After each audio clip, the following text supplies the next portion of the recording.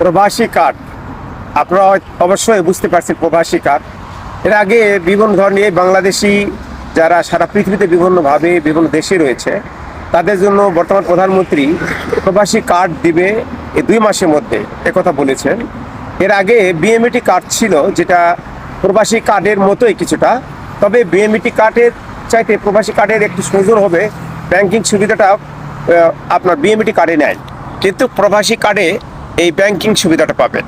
Banking সুবিধা কি কি পাওয়া যাবে, এটা আপডেট আরও পরবর্তীতে যখন কার্ডটা ছাড়বে তার আগেই বোঝা যাবে আর কি কী কার্ডের সুযোগ সুবিধা থাকবে। তবে মোটামুটিভাবে বিএমইটি কার্ড যেগুলো আছে সেগুলোই থাকবে, তার সাথে ব্যাংকিং সুবিধাটা অতিরিক্ত এটার সাথে পাওয়া যাবে, এইটুকু বোঝা যাচ্ছে। তবে এই কার্ড দেওয়াটা বড় জিনিস নয়, কিন্তু কার্যক্রমী আমাদের বাংলাদেশে আমরা প্রবাসী রয়েছি, তাদের সুবিধা কতটুকু হবে।